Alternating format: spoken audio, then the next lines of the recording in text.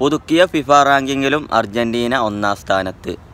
Recently പുതുക്കിയിട്ടുള്ള FIFA റാങ്കിങ്ങിൽ ഒന്നാം സ്ഥാനത്ത് അർജൻറ്റീന, അതുപോലെ രണ്ടാമത്തത് ഫ്രാൻസ്, മൂന്നാമത്തെ സ്പെയിന്, നാലാമത്തത് ഇംഗ്ലണ്ട്, അഞ്ചാമത്തത് ബ്രസീൽ. ഇങ്ങനെയാണ് ആദ്യത്തെ 5 സ്ഥാനങ്ങൾ.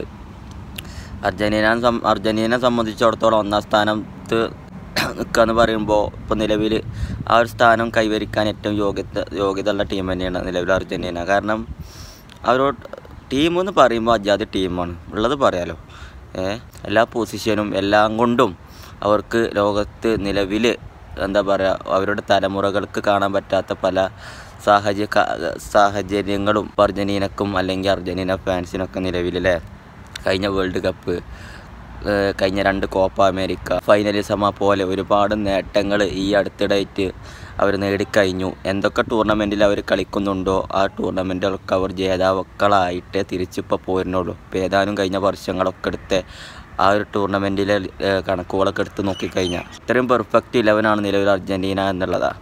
അവരെ തോൽപ്പിക്കാൻ കുറച്ച് പാടുപോടും ഏതൊരു ഓപ്പോസിറ്റ് യൂറോപ്പിലെ മികച്ച ടീമുകൾ വന്നാൽ പോലും. പിന്നെ രണ്ടാം സ്ഥാനത്തുള്ള ഫ്രാൻസാണ്. ഫ്രാൻസ് അറിയുമ്പോൾ ഒരു പക്ക 11 തന്നെയാണ്. ഇപ്പോൾ കഴിഞ്ഞ കുറച്ച് കാലങ്ങളായിട്ട് ഒരു മികച്ച ഒരു ലൈനപ്പ് കൊണ്ടാണ് മിക്കവാറും ടൂർണമെൻറ്റുകളിലൊക്കെ പോക്ക്. അതിൻ്റേതായിട്ടുള്ള റിസൾട്ടും പല ടൂർണമെൻറ്റുകളിലും കാണലുണ്ട്. പിന്നുള്ളത് സ്പെയിനാണ്. സ്പെയിൻ ഇപ്പോൾ കഴിഞ്ഞ യൂറോ കപ്പിലെ ചാമ്പ്യന്മാരാണ്. യാമിൻ യമാലിൻ്റെ നേതൃത്വത്തിലൊക്കെ ഉള്ള, അല്ലാന്നുണ്ടെങ്കിൽ അദ്ദേഹത്തിൻ്റെ ആ ഒരു പവറൊക്കെ കാണിച്ചിട്ടുള്ള ഏറ്റവും മികച്ച ടൂർണമെൻറ്റാണ് സ്പെയിനെ സംബന്ധിച്ചിടത്തോളം കഴിഞ്ഞ യൂറോ കപ്പ്. അതിലെ ചാമ്പ്യന്മാരാണ്. പിന്നുള്ളത് ഇംഗ്ലണ്ടാണ്. ഇംഗ്ലണ്ട് അറിയുമ്പോൾ കുറച്ച് ഭാഗ്യക്കുറവുണ്ട് എങ്കിലും അവർ കളത്തിലിറങ്ങി കഴിഞ്ഞാൽ അവരുടേതായിട്ടുള്ള സ്റ്റാൻഡേർഡ് കാണിക്കും. പിന്നെയാണ് നമ്മളെ ആൾക്കാരെ കഥ പറയാനുള്ളത് നമ്മളെ ബ്രസീൽ എന്ന് പറയുമ്പോൾ എന്താ ഇപ്പോൾ അവരെക്കുറിച്ച് പറയാമെന്നൊരു ഐഡിയ ഇല്ല. കാരണം ഇത്രയും നല്ലൊരു ടീം, അല്ലെങ്കിൽ ഇത്രയും ചരിത്രങ്ങൾ എഴുതിയിട്ടുള്ള ഒരു ടീം ചിലപ്പോൾ ഫുട്ബോൾ ലോകത്ത് ഇൻ്റർനാഷണൽ ഫുട്ബോളിൽ നിലവിൽ ഉണ്ടായിട്ടുണ്ടാവില്ല, കഴിഞ്ഞ് പോയ കാലഘട്ടങ്ങളിൽ ഉണ്ടായിട്ടുണ്ടാവില്ല. പക്ഷേ ഈ ഇടയായിട്ട് അവർക്ക് എന്തൊക്കെ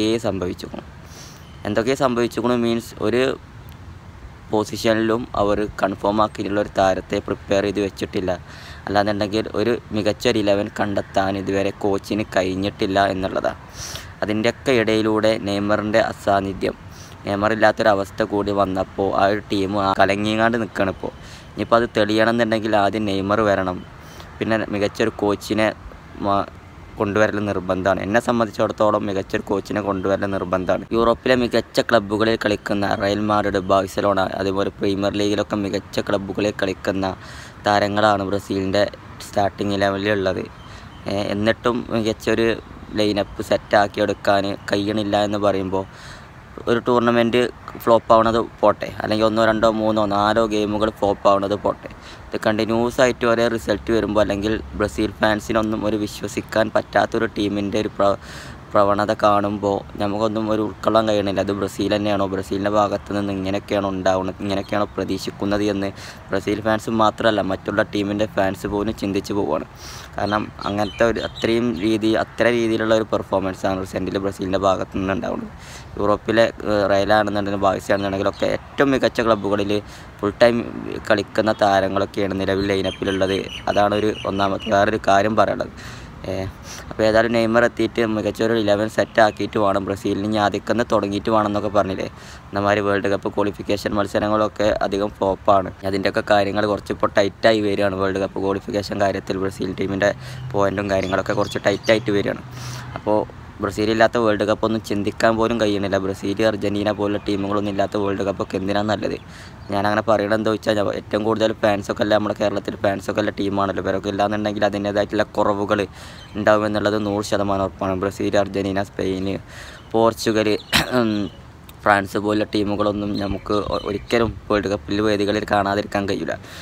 അപ്പോൾ നല്ലൊരു ടീം സെറ്റാക്കി എടുക്കൽ, അടുത്ത വേൾഡ് കപ്പിലേക്ക് സെറ്റാക്കി എടുക്കൽ ബ്രസീലിനെ സംബന്ധിച്ചിടത്തോളം നിർബന്ധമാണ്. അല്ലാതെ അതുപോലെ തന്നെയാണ് നെയ്മറിൻ്റെ കാര്യം. നെയ്മർ ഇല്ലാത്തൊരു മികച്ചൊരു 11 സെറ്റാക്കി എടുക്കൽ നിർബന്ധമാണ്. കാരണം നെയ്മർ എന്ന് പറയുമ്പോൾ കരിയറിൽ എപ്പോഴും പരിക്ക് വന്നുകൊണ്ടിരിക്കുന്ന താരമാണ്. ഏത് ടൂർണമെൻറ്റിൽ കളിക്കൂല, അല്ലെങ്കിൽ ഏതൊക്കെ ഗെയിമിൽ കളിക്കാൻ കഴിയും, ഒരു ഗെയിം ഫുള്ളാക്കി കളിച്ച് കഴിഞ്ഞു എന്ന് മാത്രമേ പറയാൻ പറ്റുള്ളൂ നെയ്മറിൻ്റെ കാര്യത്തിൽ. അപ്പോൾ നെയ്മറിനെ മാത്രം കണ്ടിട്ട് വേൾഡ് കപ്പ് പോലുള്ള വേദിയിലേക്ക് ഫോക്കസ് ചെയ്താൽ അത് ഭയങ്കര തിരിച്ചടിയാകാൻ 100% ചാൻസ് ഉണ്ട്. നെയ്മറിൻ്റെ സാന്നിധ്യത്തിൽ നല്ലൊരു 11 സെറ്റാക്കൽ നിർബന്ധമാണ്. ഇപ്പോൾ ഈ കഴിഞ്ഞ ഏതാനും ദിവസങ്ങളിലെ മത്സരങ്ങൾ അല്ലെങ്കിൽ ടൂർണമെൻറ്റൊക്കെ അതിന് പറ്റിയ സമയമായിരുന്നു. പക്ഷേ നെയ്മറില്ലാതെ കഴിയില്ല എന്ന് പിന്നെയും തെളിയിച്ചാണ് അവർ ചെയ്യണത്. അപ്പോൾ ഏതായാലും ഫിഫ റാങ്കിങ്ങിൽ 1-ാം സ്ഥാനം നിലനിർത്തിയാണ് അർജൻറ്റീന. അതുപോലെ ഫ്രാൻസ് 2, 3 സ്പെയിന്, 4 ഇംഗ്ലണ്ട്, 5 ബ്രസീൽ. ഇതൊക്കെയാണ് നിലവിലെ സ്ഥാനങ്ങൾ. അർജൻറ്റീന ലോക ഫുട്ബോളിലെ നിലവിലെ രാജാക്കന്മാർ തന്നെയാണ് നിലവിൽ ഇപ്പോൾ 1-ാം സ്ഥാനത്തുള്ളത്.